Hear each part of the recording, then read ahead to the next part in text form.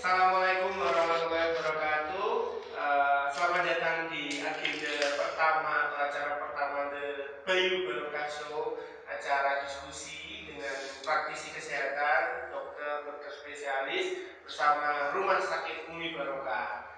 Ya, jadi kedepannya kita akan secara rutin dengan saya, Dokter Bayu, untuk acara diskusi. Untuk hari ini kebetulan ada bintang tamu atau narasumber kita adalah Dr. Tri Kurniasari atau Dr. Sari. Ya, selamat datang Dr. Sari. Selamat siang. Jadi selamat siang. Jadi memang ini pengambilan videonya siang-siang, ceritanya seperti itu. Oke, jadi kita mau ngobrolin tentang apa ini Dok hari ini?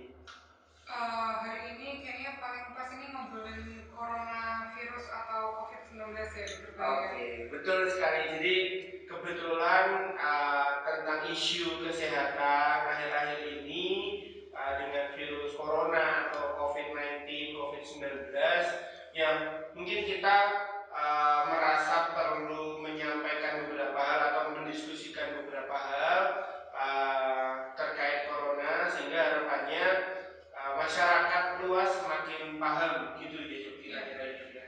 Nah mungkin saya coba mulai dengan pertanyaan. Sebenarnya virus ini tuh kenapa kita bisa ketemukan pertama kali di Cina atau khususnya di Wuhan itu sebenarnya kenapa Dok? Iya, jadi gini Dokter Bayu, dari artikel yang saya baca, sebenarnya virus corona ini udah lama ada di negara Cina. Oke. Nah, tapi ternyata virus ini ada terjadi mutasi. Ya. Nah, apa sih yang menyebabkan virus ini bermutasi? Ya, ini disebabkan adanya kebiasaan makan yang kurang benar ya istilahnya. Jadi masyarakat Cina itu memakan hewan-hewan yang tidak biasa, Seharusnya tidak dimakan. yang seharusnya tidak dimakan, seperti kelelawar, ular, seperti itu. Dan setahu saya di kota Wuhan tersebut ya, ada pasar yang isinya itu memang menjual hewan-hewan mamalia seperti itu. Oke. Nah, virus ini sebenarnya awalnya hanya bisa menginfeksi antar hewan-hewan tersebut.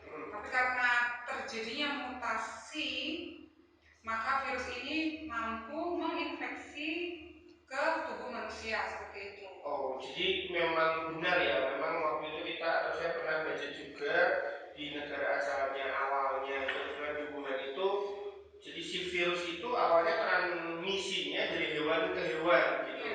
Terus setelah itu karena ada kebiasaan yang tidak seharusnya tertular ke manusia, sehingga sekarang lama-kelamaan menyebar dari manusia ke manusia gitu.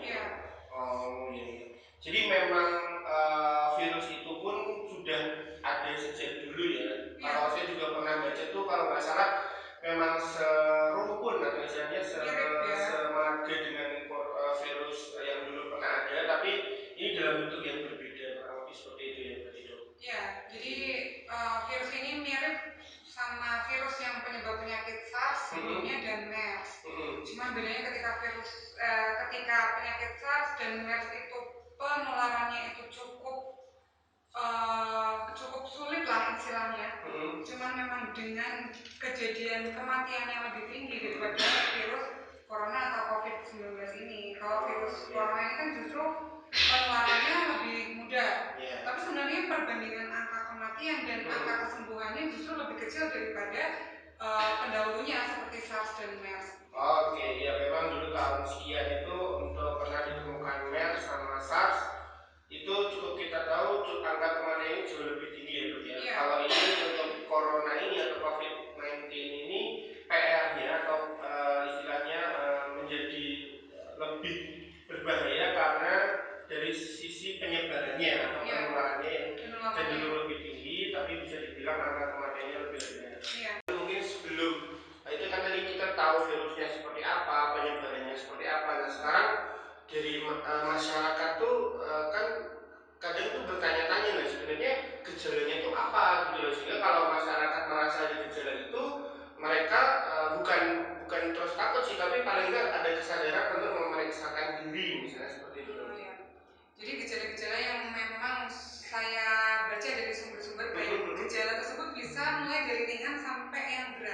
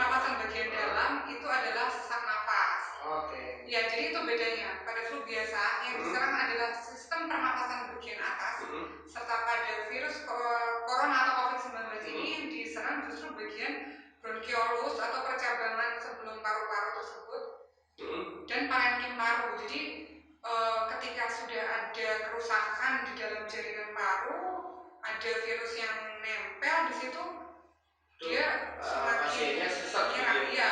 Jadi yang khas itu seseknya, sesakan nafasnya. Iya. Jadi dua hal sih, maksudnya yang pertama tadi yang untuk gejalanya sendiri kan sebenarnya nggak jauh beda ya dok dari flu, cuman dia ada gejala khasnya sesak nafas, terus gejala utamanya demam juga ya mungkin dok, batuk pilek. Ya, jadi mungkin itu jadi perhatian kita semua ketika ada atau diri sendiri atau mungkin kerabatnya atau tetangganya kok dalam masa sekarang ini ada yang demam, batuk, pilek, apalagi ada sesak. Nah mungkin ada baiknya untuk setidaknya segera ke fasilitas kesehatan supaya paling enggak bisa terdeteksi ya dok ya, karena kan ini kan kita untuk saat ini butuh kesadaran yang tinggi dari masyarakat. J. Terus itu satu hal lagi ini dok, kaitannya dengan penyebaran. Nah tadi dokter menyampaikan bisa tidak punya gejala, tapi karena dia terinfeksi, dia bisa tetap menularkan. Itu gimana dok? Mungkin bisa dibahas sedikit. Jadi ketika daya tubuh seseorang itu baik, maka si virus ini dapat dikenali dengan baik tanpa ada timbul gejala oleh si orang tersebut. Namun karena tadi droplet ya, tetap si orang ini apabila ada percikan ludah atau memang dia sedang bersin, itu ya air liur yang menempel pada benda-benda ini bisa bertahan berjam-jam, 2-5 jam. Nah, benda-benda tersebut jika terpegang oleh orang lain, lalu orang lain tersebut lupa cuci tangan misalnya, terus memegang segitiga wajah, jadi hidung, mata, dan mulut, itu jika orang tersebut yang lain itu memiliki sistem imun yang rendah, yang kurang baik, maka dia akan kemungkinan tertular itu. Oke, jadi memang ya itu saya sih membayangkan kalau orang sudah terkena kan memang ada gejala misalnya, itu kan mudah dihindari. Jadi yang perlu diperhatikan ya makanya sekarang pemerintah dengan programnya social distancing, karena kita nggak tahu ya di luar sana tuh ini kena, ini enggak. Jadi memang harapannya dengan ada jarak dan sebagainya itu bisa mengurangi penularan gitu sih kira-kira itu ya. Iya, ketika orang-orang yang tidak bergejala tersebut itu kan nggak kelihatan dia sakit apa enggak. Ya, orang-orang di sekitarnya santai-santai aja. Justru ketika ada social distancing ini, kita harus jaga jarak minimal 1 meter ya, seperti kita sekarang. Terus orang-orang membatasi diri untuk aktivitas di luar, itu paling tidak membantu untuk penyebaran virus ini semakin banyak seperti itu. Ya mungkin nanti mumpung masih kita bahas tentang gejala, mungkin nanti kita bahas social distancing lebih lanjut ya dok ya. Cuman gini, saya membayangkan sih sebagai orang atau masyarakat, taruhlah sudah tahu nih corona ini apa gitu, gejalanya juga udah tahu, terus ya itu kadang maksudnya punya gejala, nah mereka tuh kadang bingung gitu loh harus ngapain gitu, apa ke puskesmas atau cukup ke apa kader kesehatan nanti biar dilaporkan, atau malah harus ke rumah sakit besar, karena kan kita tahu belum semua rumah sakit punya fasilitas untuk ngecek. Tapi saya rasa kita harus menyampaikan ini ke masyarakat di luar sana tuh, kalau merasa ada gejala itu harus seperti apa gitu. Iya, jadi ketika masyarakat ada yang merasa gejala mirip seperti terinfeksi COVID-19 ini, yang harus dilaksanakan adalah harus ke fasilitas kesehatan terdekat. Nanti biasanya dokter-dokter di garda depan ya, istilahnya di emergency, itu mereka akan mengarahkan untuk melakukan foto ronsen seperti itu. Ya, nanti memang ada khas gambaran pada orang-orang yang terinfeksi virus COVID ini. Ketika memang gambaran dari ronsen itu positif dan ditunjang oleh anamnesis atau latar belakang pasien sebelumnya, maka pasien ini akan dinyatakan sebagai PDP atau pasien dalam pengawasan yang akan dirawat di rumah sakit, tentunya di ruang isolasi seperti itu. Jika pasien tersebut memang ada gejala, tapi dari foto ronsen simptomnya itu tidak menunjukkan ke arah terinfeksi, maka pasien ini boleh dipulangkan dan isolasi di rumah. Istilahnya ini masih orang dalam pengawasan. Oh ya, ODP ya, ODP ya, orang dalam pengawasan. Nah, suatu saat jika ternyata si pasien ini ada gejala yang semakin memberat, harus segera menghubungi fasilitas kesehatan terdekat juga, entah itu puskesmas, entah itu rumah sakit, semuanya diperbolehkan. Ya mungkin memang karena di Indonesia, ya khususnya di Boyolali aja itu luas gitu ya Dok ya. Jadi kan peran masing-masing level fasilitas kesehatan sangat diharapkan ya, dari puskesmas pun, puskesmas dengan peran edukasi harapannya bisa menyampaikan ke masyarakat. Dan itu sih ya tadi menarik ya, ada ODP atau orang dalam pengawasan, ada pasien dalam pengawasan. Itu saya rasa cukup bisa menenangkan masyarakat ketika saya membayangkan ini mereka tuh kan pasti takut ya, maksudnya takut terinfeksi atau bahkan takut terdiagnosis. Saya rasa itu ada pengkategorian ya berarti untuk ketika mereka tidak punya gejala, yaitu atau misalnya tidak ada tadi di ronsen tidak ada, berarti orang dalam pengawasan. Kalau dia di ronsen ada problem, terus tapi hasilnya negatif, atau gimana tadi untuk PDP atau pasien dalam pengawasan? Pasien dalam pengawasan itu ditentukan dari latar belakang pasien tersebut, dilihat dari anamnesis, gejala-gejala yang ada, serta latar belakang pasien tersebut pernah bepergian ke negara yang sebelumnya memang sudah Oke, jadi tadi udah dibahas ya Dok ya, maksudnya ada ODP, ada PDP. Nah menurut saya sih ya ini kalau masyarakat itu kan perlu tahu, jadi pasti nanti kalau datang ke pelayanan kesehatan akan ditanya, jadi pernah berpergian kemana, terus gejalanya seperti apa. Saya rasa itu akan menjadi bahan untuk penegakan diagnosis ke arah sana ya Dok ya. Oke, jadi untuk selanjutnya sih yang mungkin yang perlu dibahas terkait dengan upaya pemerintah Dok. Jadi kan menurut saya sih Indonesia tuh ini kan ngomongin wabah ya, wabah itu kan ngomongin penyebaran penyakit. Jadi Indonesia atau Boyolali aja tuh luasnya sekian, apalagi Indonesia itu tuh upaya yang dilakukan pemerintah untuk menekan angka penyebaran COVID sendiri gimana Dok? Ya, jadi upaya pemerintah yang sudah dilakukan untuk mencegah virus ini semakin banyak korbannya itu adalah salah satunya itu social distancing, di mana dalam beraktivitas orang-orang ini harus ada jarak, menjaga jarak. Karena kita sendiri tidak tahu, apalagi untuk orang-orang yang karier ya, mereka tampak sehat tapi ternyata mereka memungkinkan untuk menularkan virus COVID-19 ini. Jadi harus ada jarak minimal 1 meter antara satu dengan yang lainnya, seperti itu. Serta menghindari tempat-tempat keramaian seperti itu, seperti mall, nonton konser, acara-acara untuk mungkin sementara karena kita hidup di mayoritas agama Islam ya. Memang beberapa kegiatan-kegiatan seperti pengajian yang mungkin masanya memang banyak itu dihindari dulu. Mungkin kajiannya lewat YouTube misalnya, kan bisa dilaksanakan seperti itu. Ya, jadi memang fokusnya ke mengurangi agenda-agenda yang itu mengumpulkan orang gitu ya Dok ya. Ya.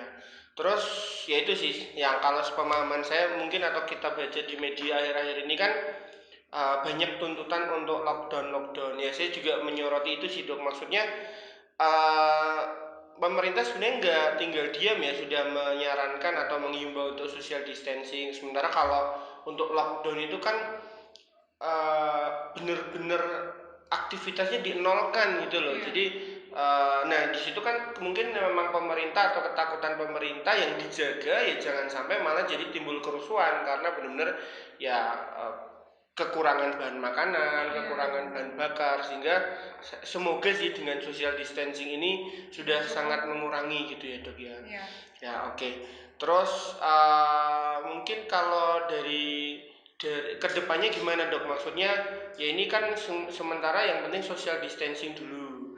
Nah nanti kalau mungkin sebagai gambaran aja kan, di luar negeri juga sebenarnya udah banyak kasus-kasusnya. Nah, apalagi kita ketahui kayak di Cina sendiri yang mungkin bisa dibilang pertama kali ada berita atau kasus ini langsung jumlah pasiennya banyak sekali, itu juga sudah memasuki fase turun atau jumlahnya udah benar-benar sangat terbatas karena penularannya sangat bisa ditekan. Nah, itu mungkin ada gambaran nggak dok, kedepannya akan seperti apa di luar negeri juga, mungkin sudah ada contoh kasusnya. Iya, kalau kedepannya harapannya sih dengan adanya social distancing ini, harapannya pertumbuhan penularan virus ini dapat ditekan. Karena kalau untuk lockdown sendiri mungkin di Indonesia karena sebagian besar mungkin mata pencariannya memang dia akan dapat sehari, kalau nggak kerja ya, dia mungkin, tidak mendapatkan apa-apa. Ya mungkin itu ya, karena mungkin jadi tuntutan untuk kerja tiap hari itu akan selalu ada gitu. Itu memang PR juga ya dok ya. Iya, seperti itu. Jadi harapannya memang jangan sampai ada kasus yang meledak jumlahnya sehingga fasilitas kesehatan yang ada di Indonesia saat ini, apalagi khususnya di Boyolali mungkin sekitarnya, itu masih bisa menampung pasien-pasien yang memang harus dirawat, diisolasi atau bahkan nanti membutuhkan ICU seperti itu. Oke, ya, ya mungkin kalau in the end sih message-nya itu ya dok ya, ke masyarakat untuk pertama tentu sih harus memahami dulu ya, maksudnya sih ini sekalian kita menyampaikan ke semua sahabat-sahabat di sekitar Boyolali dan sekitarnya, ya kita atau di sini Rumah Sakit Umi Barokah punya beban moral atau istilahnya punya tanggung jawab untuk mengedukasi. Makanya di sini kita menyampaikan tentang corona itu sendiri. Tadi mungkin kita udah sedikit bahas lah tentang virusnya, terus gejalanya, penyebarannya. Yang selanjutnya sih kita perlu menggarisbawahi, yang pertama tentu paling nggak sudah cukup paham. Yang kedua untuk nggak panik ya dok ya. Jadi saya rasa di luaran sana tuh yaitu informasi itu menurut saya sih pedang bermata dua juga. Jadi di satu sisi memang masyarakat dituntut untuk tahu, yang jangan sampai adalah dengan tahu itu malah jadi panik gitu. Kemarin kan kita tahu ada langka hand sanitizer, masker dan sebagainya. Mungkin perlu itu untuk dilakukan, tapi ketika itu terjadi kepanikan, terus masalahnya adalah harganya jadi tinggi, yang sepertinya orang-orang yang membutuhkan, yang benar-benar membutuhkan malah jadi nggak kebagian dan sebagainya. Nah, mungkin terkait hal itu bagi masyarakat yang harus diketahui apa dok? Ya, jadi yang pertama jangan terlalu panik ya. Ketika masyarakat itu udah terlalu panik sehingga mereka itu memilih untuk berdiam diri di rumah, sama sekali tidak berani keluar, maka aktivitas mereka harusnya kan mereka berolahraga untuk meningkatkan sistem imun. Yang pertama dilaksanakan itu, yang harus dijaga adalah itu sistem imunitas kita itu harus baik, karena ketika sistem imunitasnya turun justru virus, bakteri akan sangat mudah menginfeksi tubuh kita. Yang kedua adalah perilaku hidup sehat. Perilaku hidup sehat apa sih itu? Ya, makan sayur, buah, seperti itu, cuci tangan sebelum makan, cuci tangan setelah beraktivitas apapun, dan sangat penting itu cuci tangan setelah dari kamar mandi, seperti itu. Mungkin tadi ya ada hubungannya dengan kelangkaan hand sanitizer sendiri ya. Sebenarnya penggunaan hand sanitizer yang terus-menerus justru itu kurang begitu baik ya, karena dapat mengiritasi pada daerah tangan atau punggung tangan. Ini yang bisa menyebabkan justru kulit ini kering, luka, infeksi, justru malah ada infeksi lagi masuk. Jadi sebaiknya memang penggunaan hand sanitizer dengan cuci tangan dengan sabun dan air itu penggunaannya diselang-seling seperti itu. Tapi kalau ya cukup paham sih dok, maksudnya kalau untuk masker sendiri gimana dok? Kemarin kan ya itu ya kan karena namanya berita media dan sebagainya, ya kita tahu kalau namanya masker itu diperlukan untuk menjaga dari penularan, baik itu yang sakit maupun yang sembuh atau yang sehat. Tapi karena kemarin ada kelangkaan atau ada istilahnya kebutuhan yang berlebih, terus pemerintah memberikan rekomendasi atau memberikan himbauan bahwa masker itu hanya untuk yang sakit saja. Nah, saya nggak tahu. Kalau saya sih merasa ya bagaimanapun juga memang yang merasa ada gejala atau ada sakit tentu perlu, tapi pasti nggak ada salahnya dong yang sehat itu memakai juga dalam konteks proteksi gitu dok. Kalau menurut dokter gimana dok? Iya, untuk yang pasti, yang wajib menggunakan masker adalah orang yang memang sudah curiga badannya memang sedang sakit, sedang flu atau tidak enak, keluhan di tenggorokan, itu sudah perlu menggunakan masker. Untuk proteksi diri bagi yang sehat, mungkin masker bisa digunakan, tapi tidak harus masker yang bedah yang seperti sekarang, maksudnya masker yang N95 seperti itu. Terpaksanya memang menggunakan masker kain itu boleh digunakan, di dalamnya bisa menggunakan kasa seperti itu. Oh gitu, iya.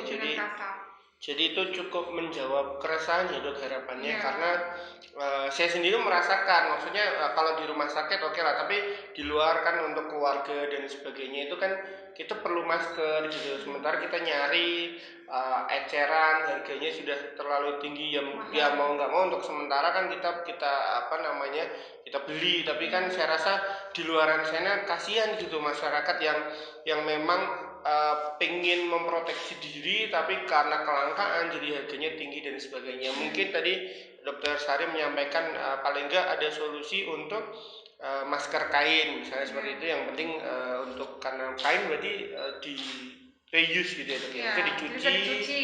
Oh ya dicuci terus sehingga bisa digunakan kembali. Oke. Terus kaitannya hand sanitizer ya ternyata memang itu perlu. Saya rasa ini ya dok ya, maksudnya nggak harus selalu pakai hand sanitizer, tapi ketika itu ada sabun dan air itu juga tidak atau bahkan lebih baik gitu ya. Jadi ketika ada wastafel, ada sabun di tertentu cuci tangan untuk menghindari penularan. Nah ini sih dok, saya tuh ada keresahan sebenarnya, maksudnya kan saya membayangkan ketika ini tuh sebuah wabah yang nggak pandang bulu, maksudnya di setiap daerah itu ada potensi untuk terkena, itu gimana ya dok cara memastikan untuk semua elemen masyarakat tuh mendapatkan informasi ini gitu? Iya, karena ternyata memang kenyataannya belum semua warga itu paham tentang apa sih COVID-19 itu, apa sih, kenapa sih kita harus waspada terhadap penularannya. Jadi PR ya bagi tenaga kesehatan mungkin yang dianggap lebih tahu di masyarakat awam untuk mengkomunikasikannya dengan baik, dengan bijaksana tanpa membuat mereka panik, tapi juga mereka harus waspada terhadap virus ini. Karena saya mungkin banyak sekali info-info yang kurang begitu pas gitu untuk diinfokan bagi mereka. Misalnya virus corona ini ternyata takut dengan panas, makanya kita harus terpapar sinar matahari setiap pagi. Sebenarnya bukan itu. Jadi apa sih tujuannya terpapar sinar matahari pagi? Adalah tujuannya membantu membentuk vitamin D dalam tubuh sinar matahari tersebut, bukan untuk mematikan si virus tersebut. Seperti itu. Jadi harapannya ketika kita mendapatkan sinar matahari yang cukup saat pagi hari, kurang dari jam 9 itu ya, maka vitamin D di dalam tubuh itu akan terbentuk sehingga sistem imunitas kita akan timbul dengan baik seperti itu. Ya ngaruhnya ke imun ya dok ya. Ya saya rasa ini PR juga ya, maksudnya sudahlah akses informasinya itu terbatas, belum tentu bisa menjangkau semua lapisan. Ketika ada info ternyata nggak semua benar gitu. Jadi ya seperti Dokter Sari sampaikan tadi, ya mungkin ujungnya atau istilahnya dikaitkan bisa sih, tapi ketika informasinya tidak sepenuhnya benar kan kadang bahaya juga. Ya mungkin bagi kita sih atau bagi rekan-rekan semua sih, yaitu pastikan sumbernya tuh bisa dipercaya, atau beberapa media juga kadang belum tentu ada apa namanya kebenarannya bisa dipertanggungjawabkan. Ya saya rasa itu juga menjadi PR kita bersama untuk memastikan info yang didapatkan itu reliable atau bisa dipercaya seperti itu dok ya. Terus saya sih ini sih dok, maksudnya biar kita juga bisa mengingatkan ke kita semua bahwa mungkin di sekitar kita banyak orang yang belum tahu tentang ya sebatas yang kita diskusikan tadi ini. Jadi kaitannya dengan virusnya itu sendiri, gejalanya, penyebarannya, terus upaya untuk mencegah penyebarannya seperti apa.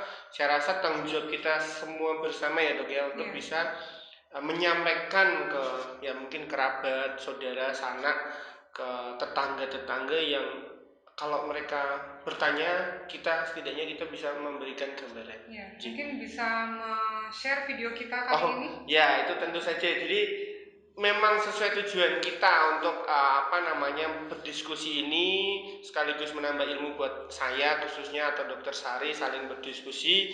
Tentunya rekan-rekan yang mungkin menyaksikan video ini bisa bertambah atau sesuai tujuan kami untuk menyampaikan kebetulan ini tentang corona. Ya, kalau memang dirasa ini ada manfaatnya atau informasinya diperlukan, mungkin bisa disampaikan ke teman-teman yang lain, saudara, tetangga, kira-kira seperti itu ya, Dok ya. Oke, mungkin sudah ya, Dok ya. Jadi tadi mulai dari awal kita bahas virusnya itu sendiri, penyebarannya, gejalanya, upaya pemerintah seperti apa, terus upaya dari kitanya sendiri seperti apa. Saya rasa sudah cukup kita bahas tadi. Nah, mungkin dari Dokter Sari sebelum kita tutup ada tambahan nggak, Dok? Ya, jadi yang harus dijaga pertama kali adalah sistem kekebalan tubuh kita, meningkatkan sistem imun dengan cara istirahat yang cukup, makan makanan yang bergizi, jangan terlalu capek dan hindari stres seperti itu. Serta jangan lupa untuk etika batuk dan bersin harus paham dan cuci tangan dimanapun, kapanpun diperlukan. Oh iya, jadi ini memang perlu kesadaran ya, Dok ya. Maksudnya kita kan nggak tahu kita ketemu orang di mana, ketemu siapa. Memang paling nggak kita memproteksi diri kita dengan menjaga kekebalan tubuh, sehingga pun kita terpapar, kalau memang imunitas tubuh kita baik ya kita nggak ketularan. Harapannya seperti itu. Dan saya rasa begitu juga sebaliknya, kita nggak boleh egois. Maksudnya kalau pas batuk ya mungkin ditutup, terus kita juga setelah beraktivitas kita cuci tangan, kita pakai masker, supaya harapannya ya kita nggak nular-nulari kalau misalnya memang ada infeksinya. Saya rasa sih itu perlu tanggung jawab bersama, karena kalau udah ngomongin wabah, ya ini statusnya udah nggak cuma wabah tapi pandemi, karena pandemi ini sudah banyak negara yang terkena atau ada penderitanya, bahkan ada yang sampai angkanya sangat tinggi sekali. Nah, saya rasa itu memang butuh tanggung jawab kita bersama. Kalau kita sih ya pokoknya yang penting di sekitar kita, di Boyolali, syukur-syukur itu bisa berimpact ke Indonesia, tidak semakin menyebar, sehingga angka penyebaran penyakit corona ini bisa ditekan. Seperti itu. Itu ya, Dok ya? Ya, jadi sebelumnya terima kasih sekali Dokter Sari sudah berkenan hadir, memberikan beberapa hal atau pemahaman ke saya, ke pemirsa. Jadi memang sesuai tujuannya, kita pengen menyampaikan atau mengedukasi masyarakat di sekitar Rumah Sakit Umi Barokah di Boyolali. Jadi karena sebagai rumah sakit, Umi Barokah merasa perlu untuk memberikan informasi kesehatan ke masyarakat di sekitarnya. Jadi nggak lupa mengingatkan, kedepannya kita pasti akan hadir dengan video-video lainnya, dengan pembicara-pembicara lainnya. Ya nanti topiknya kita sesuaikan. Kadang dengan dokter spesialis mata, nanti kita membahas tentang penyakit-penyakit mata. Dengan dokter spesialis bedah, mungkin kita membahas penyakit bedah, bahas spesialis kandungan, spesialis kulit, gitu ya. Mungkin kedepannya kita undang Dokter Sari lagi juga kalau membahas penyakit-penyakit yang sekiranya sedang banyak dibahas. Seperti itu. Ya, terima kasih banyak dokter. Terima kasih sudah menyaksikan.